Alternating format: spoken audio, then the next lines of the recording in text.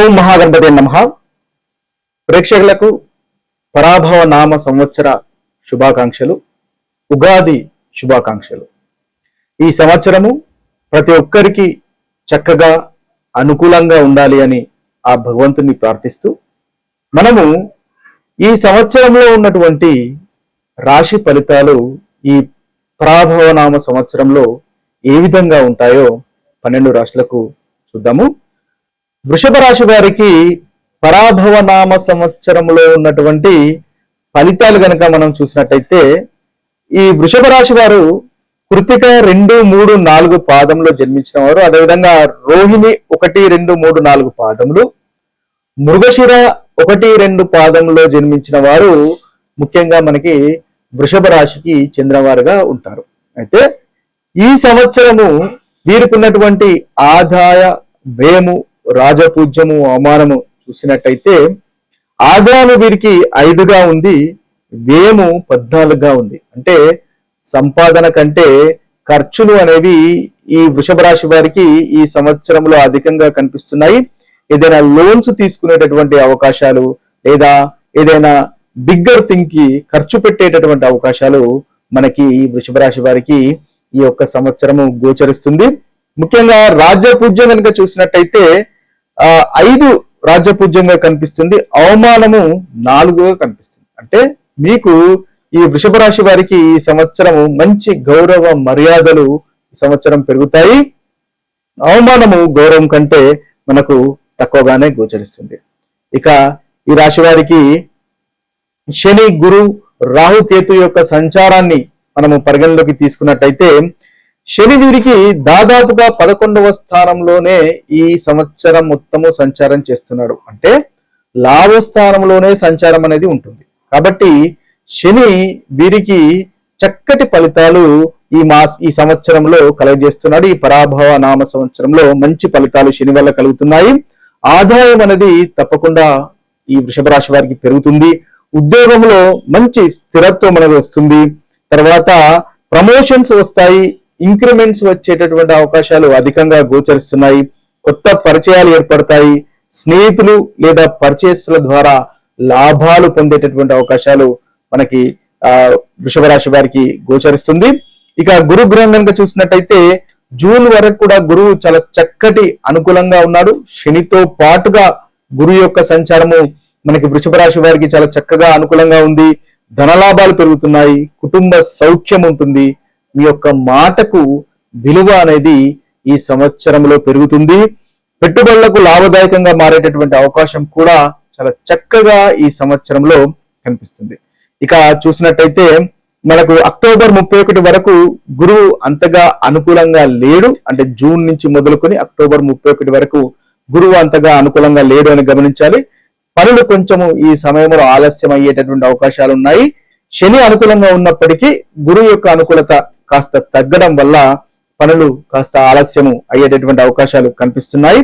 అయితే అక్టోబర్ 31 తర్వాత మళ్ళీ గురువు మనకు 4వ ఇంట్లో సంచారం చేస్తాడు. కాబట్టి ప్రాపర్టీ విషయంలో లేదా వాహనాల విషయంలో మార్పులు జరిగేటటువంటి అవకాశాలు మనకు అక్టోబర్ 31 తర్వాత కనిపిస్తున్నాయి.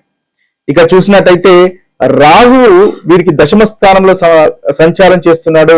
వృషభ రాశి వారికి ఉద్యోగంలో మార్పులు ఉండేటటువంటి అవకాశాలు మనకు కనిపిస్తున్నాయి. కొత్త బాధ్యతలు రావచ్చు, ఉద్యోగంలో కాస్త ఒత్తిడి పెరిగేటటువంటి అవకాశాలు కూడా మనకు వృషభ రాశి వారికి ఈ పరాభవ నామ సంవత్సరంలో కనిపిస్తున్నాయి. ఇక రాహు మనకు నవంబర్ 25 తర్వాత 9వ ఇంట్లో వృషభ రాశి వారికి సంచారం అనేది ఉంటుంది. కాబట్టి చక్కటి అనుకూలమైనటువంటి ఫలితాలు 9వ ఇంట్లో రాహు కలుగజేస్తాడు. ధార్మికమైనటువంటి కార్యక్రమాల పట్ల ఆసక్తి పెరిగేటటువంటి అవకాశాలు మనకు అధికంగా గోచరిస్తున్నాయి. కేతు కూడా మనకు నవంబర్ 25 తరువాత చాలా చక్కటి అనుకూలత అనేది మనకి ఈ రాశి వారికి కలుగజేస్తున్నాడు. ముఖ్యంగా ధైర్యం అనేది పెరుగుతుంది, ప్రయత్నాల్లో విజయాలు సాధిస్తారు, చిన్న ప్రయాణ ద్వారా లాభాలు అనేది పొందుతారు. ఓవరాల్ చూసినట్టయితే శని చాలా చక్కగా ఉన్నాడు. గురువు కూడా మీకు మధ్య భాగంలో అనుకూలంగా ఉన్నాడు. చివరి భాగంలో రాహు, కేతుల యొక్క అనుకూలత కూడా మీకు కలుగుతుంది. కాబట్టి వృషభ రాశి వారికి ఈ పరాభవ నామ సంవత్సరము చాలా చక్కటి అనుకూలమైనటువంటి ఫలితాలు అధికంగా కలగజేస్తుందని గమనించండి. ఈ సంవత్సరం గురించి, ఈ పరాభవ నామ సంవత్సరం గురించి కనుక చూసినట్టయితే, ఈ పరాభవ నామ సంవత్సరము మనకున్నటువంటి 60 సంవత్సరములలో 40వ సంవత్సరం. పరాభవం అని అంటేనే ఇది ఒక సంస్కృత పదము. పరాభవం అంటే ఓటమి అనే అర్థము. అంటే ఈ సంవత్సరము ఓటమి అంటే చెడుగా మనం అనుకోకూడదు. ముఖ్యంగా ఇది ఒక మన పరాభవం వల్ల మనకు నేర్పించేటటువంటి పాఠాలను తీసుకోవాల్సినటువంటి సంవత్సరంగా మనము చూడాలి. అంటే ఓటమి, తగ్గుదల, అదేవిధంగా గర్వం తగ్గడము, వినయం నేర్చుకోవడము లాంటి ఫలితాలు ఈ పరాభవ సంవత్సరంలో మనకు కలుగుతాయి. దీనికి మనకు పౌరాణికంగా ఒక కథ కూడా ఉంది. అంటే మనకు పురాణాల్లో దేవతలు రాక్షసుల మధ్య యుద్ధం జరుగుతున్నప్పుడు ఒక సంవత్సరము దేవతలు తమ అహంకారం వల్ల ఓటమి పాలవుతారు. ఆ సంవత్సరాన్ని పరాభవ సంవత్సరంగా కూడా పరిగణిస్తారని మనకు పురాణాల్లో చెప్పడం జరిగింది. ఇది ఒక కథగా మనకు చెప్పడం జరిగింది. మనకు పురాణాల్లో ఈ పరాభవ నామ సంవత్సరానికి పేరు ఏ విధంగా వచ్చింది అనే ఒక కథ కూడా చెప్పడం జరిగింది. అంటే పూర్వము దేవతలు రాక్షసుల మధ్య యుద్ధం జరుగుతున్నప్పుడు ఒక సంవత్సరము దేవతలు తమ అహంకారం వల్ల పరాజయం పొందుతారు. అంటే కాబట్టి ఆ సంవత్సరాన్ని పరాభవ సంవత్సరంగా కూడా పిలుస్తారు అని మనకు పురాణాల్లో చెప్పడం జరిగింది. అంటే ఏదైతే ఈ అహంకారం వల్ల మనం ఓటమి పాలవుతామో, మనకు ఏదైతే మన తప్పులు మనం సరిదిద్దుకొని తద్వారా నేర్చుకొని ముందుకు వెళ్ళేటటువంటి సంవత్సరంగా మనం ఈ పరాభవ నామ సంవత్సరాన్ని చూడవచ్చు. అయితే ఓవరాల్గా చూసినట్టయితే ఈ సంవత్సరంలో కొంతమందికి వాళ్ళు చేస్తున్నటువంటి ప్లాన్లు ఆలస్యం కావచ్చు. అదేవిధంగా చాలా మందికి అహంకారం తగ్గి వినయం అనేది ఈ సంవత్సరం తప్పకుండా పెరుగుతుంది. పాత తప్పులు సరిదిద్దుకునేటటువంటి అవకాశంగా కూడా మనం ఈ సంవత్సరము చూడవచ్చు. అయితే కొత్త మార్గాలు నేర్చుకునేటటువంటి సంవత్సరంగా కూడా మనము ఈ సంవత్సరం చూడవచ్చు. ఆధ్యాత్మికత పెరిగేటటువంటి సంవత్సరంగా ఈ పరాభవ నామ సంవత్సరము మనకు అందరికీ ఉంటుందని మనం గమనించాలి. అయితే ఈ సంవత్సరంలో ఉన్నటువంటి నవనాయకులు గనక మనం చూసినట్టయితే ఈ సంవత్సరము రాజు గురువు, అదేవిధంగా మంత్రి కుజుడు, సేనాధిపతి అర్ఘాధిపతి మరియు మేఘాధిపతి చంద్రుడుగా ఉన్నారు. ఇక సస్యాధిపతి మరియు నీరసాధిపతి శుక్రుడు, ధాన్యాధిపతి బుధుడు, రసాధిపతి సూర్యుడుగా ఈ సంవత్సరంలో మనకు ఉన్నారు. ఇవి మనకున్నటువంటి ఈ పరాభవ నామ సంవత్సరంలో ఉన్నటువంటి విశేషాలు. అదేవిధంగా ఈ సంవత్సరంలో మనకు ముఖ్యమైనటువంటి 4 గ్రహాల యొక్క సంచారాన్ని గనక మనం తీసుకున్నట్టయితే శని మనకు యథావిధంగా మీన రాశిలో సంచారం చేస్తున్నాడు.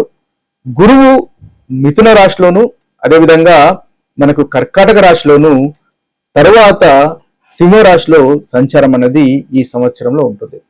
ఇక రాహు యొక్క సంచారము, కేతు యొక్క సంచారం కనుక గమనించినట్టయితే రాహు యొక్క సంచారము మనకు కుంభరాశిలోను, తర్వాత మకర రాశిలోకి సంచారం అనేది ఉంటుంది. ఇక కేతు వచ్చేసి మనకు ప్రస్తుతము మనకు సింహరాశిలో సంచారం చేస్తున్నాడు. సింహరాశి నుంచి కేతు మనకు కర్కాటక రాశిలో సంచారం చేస్తాడు. అదేవిధంగా రాహు వచ్చేసి మనకు కుంభరాశిలో సంచారం చేస్తున్నాడు. కుంభరాశి నుంచి మకర రాశిలోకి సంచారం అనేది ఉంటుంది. ఇది స్థూలంగా మనకు ఈ పరాభవ నామ సంవత్సరంలో ఉన్నటువంటి గ్రహస్థితి. ఇవి మనకు ఈ పరాభవ నామ సంవత్సరంలో ఉన్నటువంటి రాశి ఫలితాలు. ఇక అందరికీ చాలా చక్కటి ఫలితాలు కలగాలి. ప్రతి రాశి వారికి ఈ సంవత్సరం పరాభవ నామ సంవత్సరంలో మంచి ఫలితాలు, అనుకున్నటువంటి పనులు నెరవేరాలి, విజయాలు కలగాలని కోరుకుంటూ మరొక వీడియోలో మరొక ఫలితాలతో కలుద్దాము. అంతవరకు సెలవు. సర్వే జన సుజనో భవంతు, సర్వే సుజన సుఖినో భవంతు. నమస్తే.